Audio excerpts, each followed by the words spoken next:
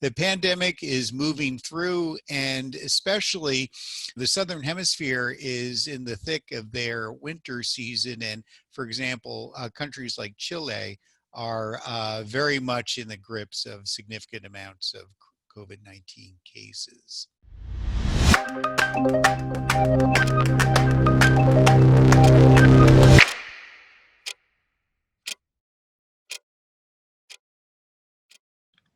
Hello, I'm Faith Rogers, host of today's program, COVID-19, Keeping Up with a Moving Target. This is the July 8th update of DKB Med Radio's Coronavirus Educational Series. Thank you for joining us. This activity is jointly provided by the Postgraduate Institute for Medicine, DKB Med, and the Institute for Johns Hopkins Nursing. Today's program is accredited for ANCC and AAPA credit, as well as AMA-PRA Category 1 credits. Please visit our website for complete CE information. To attest for credit, please visit covid19.dkbmed.com. There you will also find all of our previous COVID-19 programs and have access to other free CE programs on a wide range of topics. The slides for today's webinar and previous webinars can be found under the Resource tab. Today's learning objectives are: discuss the current trends in new cases and deaths of COVID-19, describe data from the recently published report of hydroxychloroquine, and discuss the current status of vaccine development. This activity is supported by an educational grant from Pfizer Incorporated and in kind by DKB Med. All activity content and materials have been developed solely by the activity directors, planning committee members, and faculty presenters and are free of influence from Pfizer Incorporated. With us today, we have Dr. Paul Auwaerter, Clinical Director of the Division of Infectious Diseases at the Johns Hopkins School of Medicine. Thanks for being here today, Dr. Auwaerter. Thank you, Faith. So some milestones continue to be set. The United States is nearing 3 million cases, which are confirmed. Of course, there are likely many more that have gone unconfirmed. But if you look at the left side of this slide, you get a sense for the leading countries that still, although it's cumulative cases, really still are pouring cases on, and that's the United States, Brazil, India, and Russia. The United States has been adding approximately 50,000 new confirmed cases a year. And unfortunately, as you look at the bottom right-hand part of this slide, the gold yellow line continues an upward streak of continued confirmed cases that at least the rate has not yet declined. In fact, you can even see a slight rise towards acceleration. So the pandemic is moving through, and especially the Southern Hemisphere is in the thick of their winter season. And for example, countries like Chile are very much in the grips of significant amounts of COVID-19 cases. In the United States, what's been happening is, I think everyone knows, is the southern states and Southern California have had increasing rates. We've discussed this on the program previously. What's a little different, though, I think, is hospitals and nursing homes and so on at least had lead time, unlike the first part of the epidemic that hit the coasts in early March and April. So that's spared, and we're seeing younger people predominantly. Many states such as Arizona, Texas, and Florida, significant numbers of 20 to 45-year-olds are comprising many of these new cases, and of course may not be quite as prone to severe illness, hospitalization, or death. Overall death rates are still declining in most states. This is very encouraging, but at the same time, caution abounds because people are still being hospitalized. For example, in the state of Florida today, over 50 hospital systems have maxed out their intensive care units, and death rates tend to lag by weeks because many people with supportive care do survive for quite a while, but eventually succumb. So unfortunately, I think the downward trend won't continue. And this really just speaks to the ongoing pandemic that really, unfortunately, we don't have quite the organizational capacity to stem.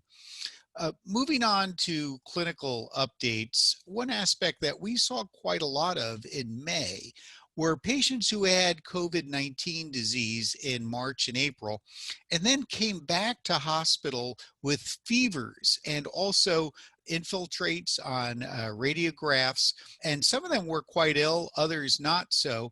And yet exhaustive workups did not uncover a cause. And we tried to postulate if this was some kind of paradoxical immune reaction that was delayed afterwards. And the French group looked with a bit of an earlier start than, for example, in the United States, at 11 patients that returned with symptoms and evidence of lung disease after a symptom-free interval for at least 21 days after their initial confirmation.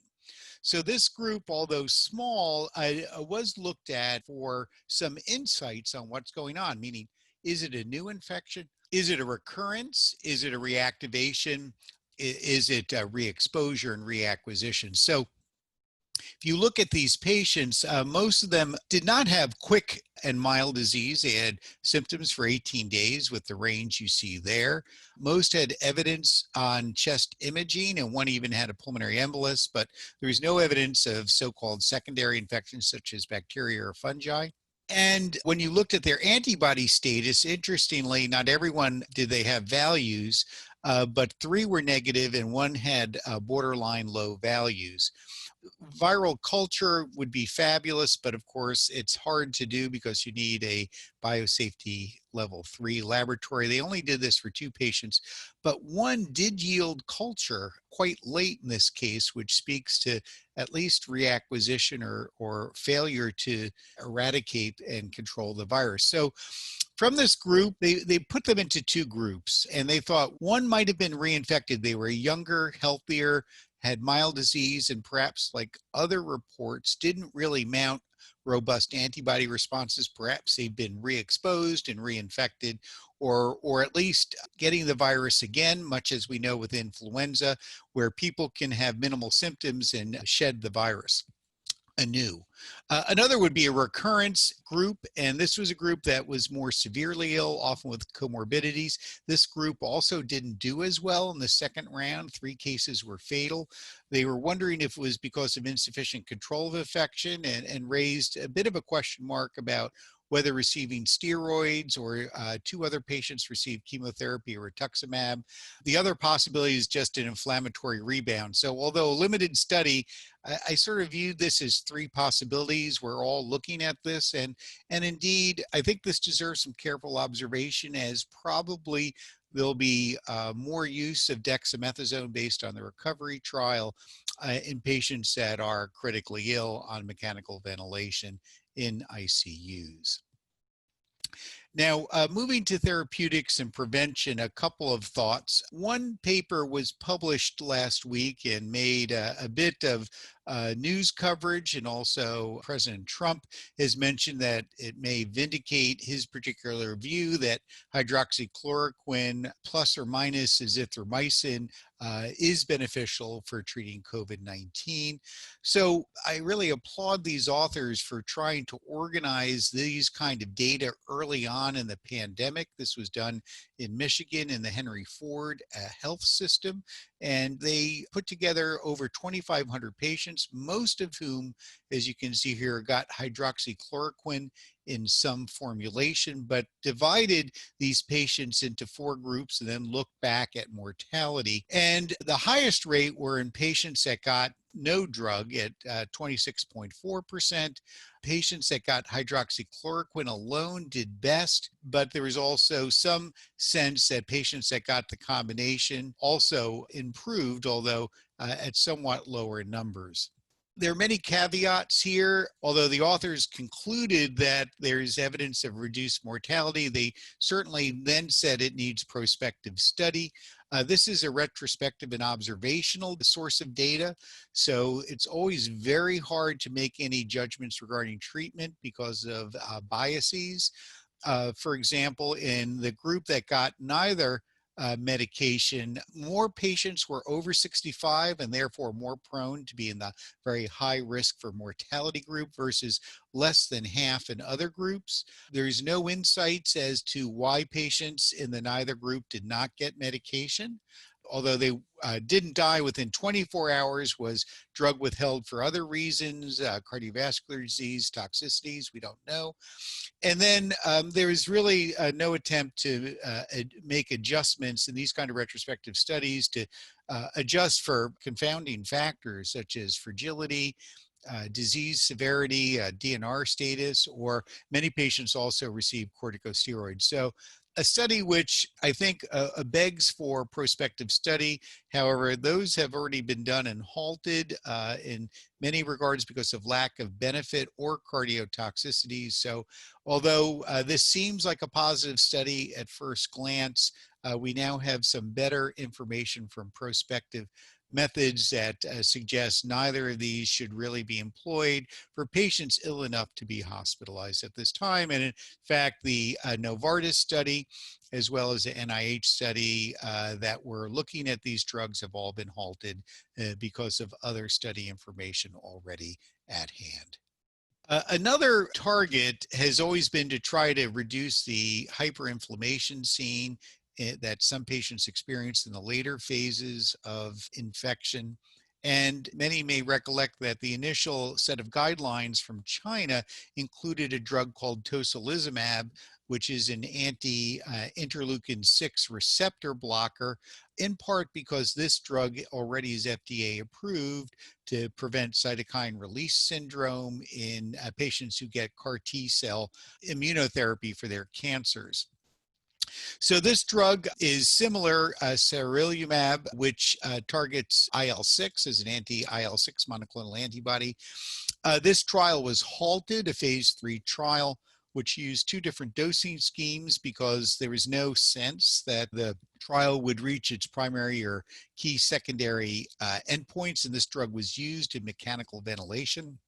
Serious events did not seem to differ much compared to the placebo arm, and a separate trial using a different dosing scheme is still ongoing.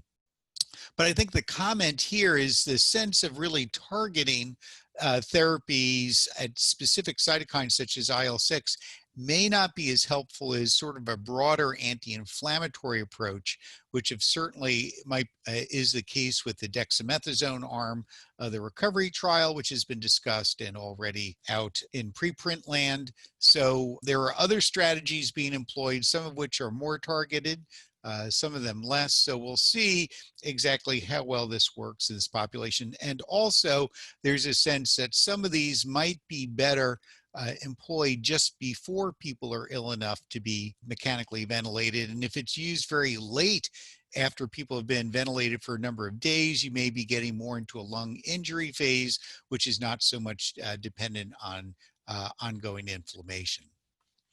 Lastly, I'd like to just talk about Operation Warp Speed a bit. This is the federal government's response to try to speed a number of maneuvers to help cope with the COVID-19 pandemic.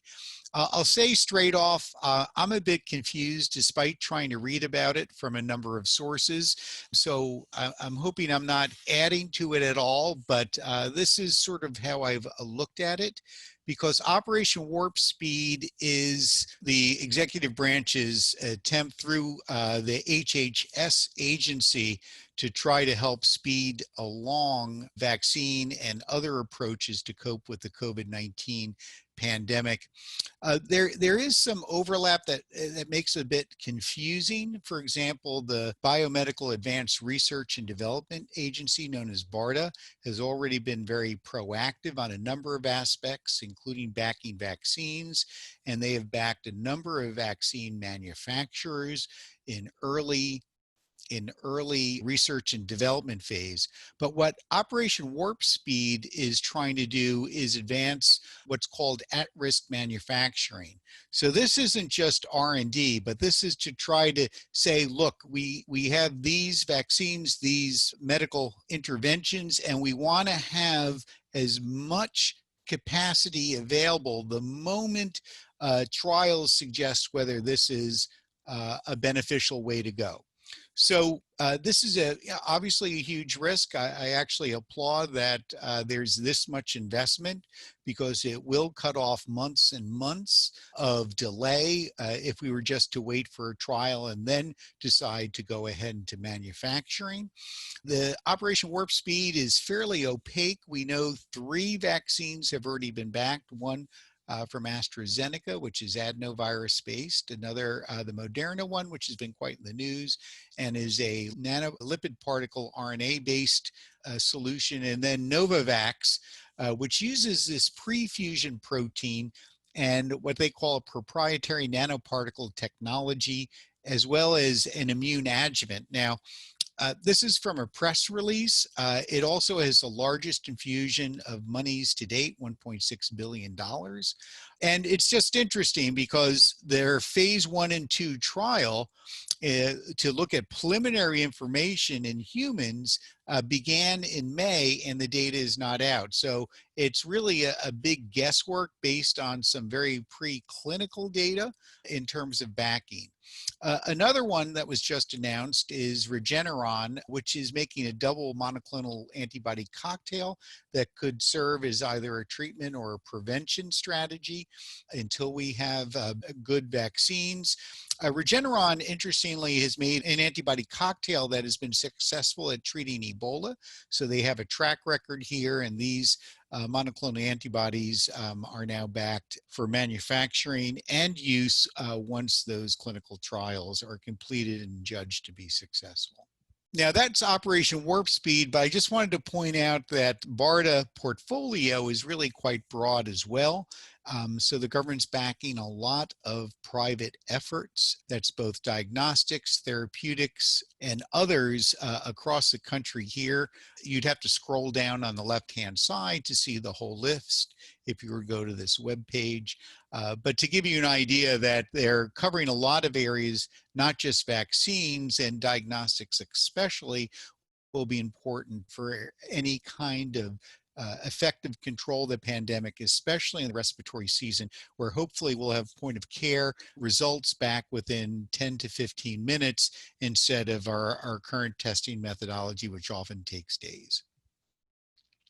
So I would say the US government responses have been very positive in the sense that this Operation Warp Speed is trying to position products to be available quickly without a lag if they're shown to be effective. But there's a lot of uncertainty. We don't know how these products are really being selected. If they are based on studies in humans, they're often very small, or they're even preclinical studies, as it appears with the Novavax backing. And interestingly, rather than tried and true approaches for vaccine development, many of these are completely novel approaches, never been used before in humans. So they're definitely on the higher risk side. So Faith, that's all I have this week, and I'm happy to answer some questions. Okay, thank you, Dr. Auwaerter. We will now move to the listener Q&A section. Dr. Auwaerter, this is the first question. Some states, for example, California, have a lower mortality rate than other states. To what can this be attributed?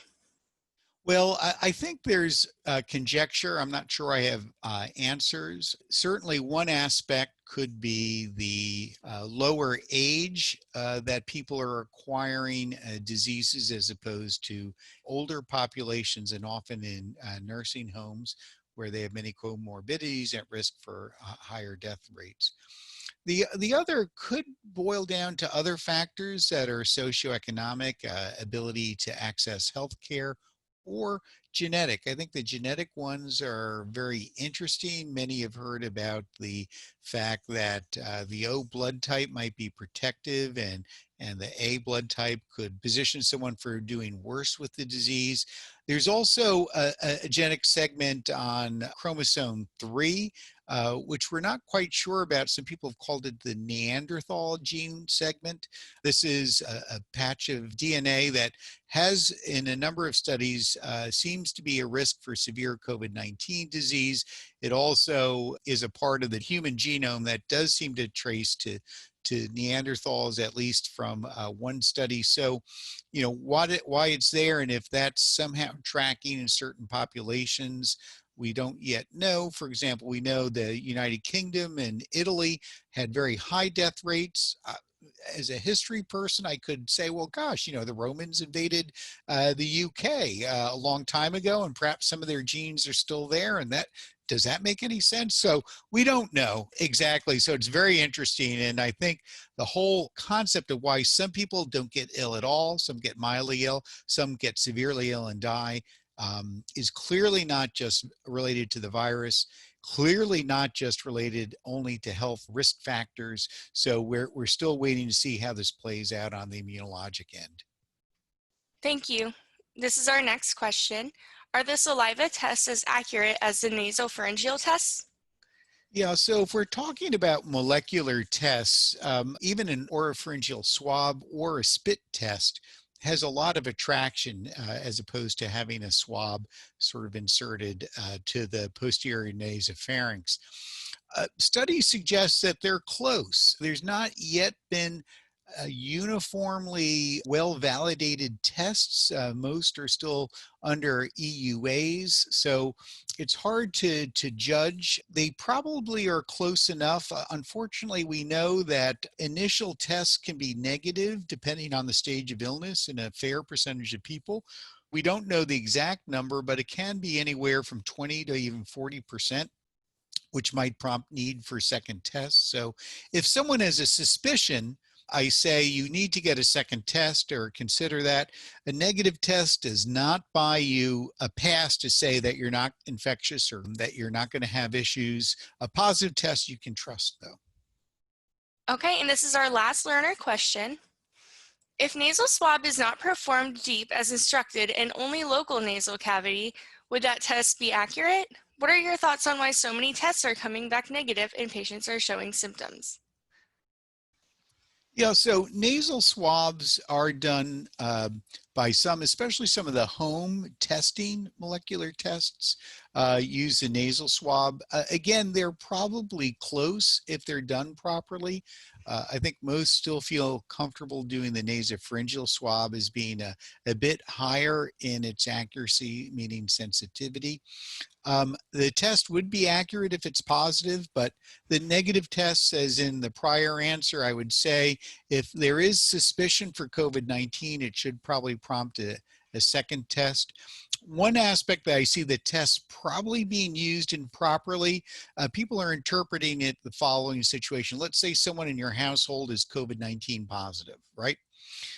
You've been living with this person, and so two other household members go and get checked, and they get checked a day after they find out the other person's COVID-19 positive, and they're COVID-19 negative in their tests.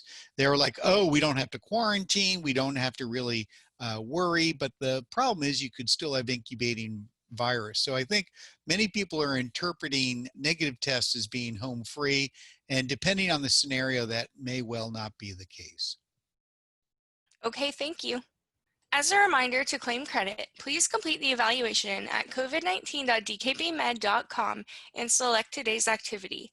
You'll receive your certificate immediately after. Any questions or issues, feel free to email us at the address listed. To submit questions, please send them to qa@dkbmed.com. That's Q as in question, A as in answer at dkbmed.com. Don't forget to access our resource center at covid19.dkbmed.com.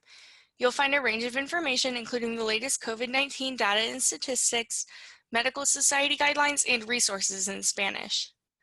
Again, thanks for joining us, and thank you for your dedication to your patients with COVID-19. Thanks again, Dr. Auwaerter. Thank you, Faith, and I hope everyone continues to stay safe and well, and thanks so much for listening.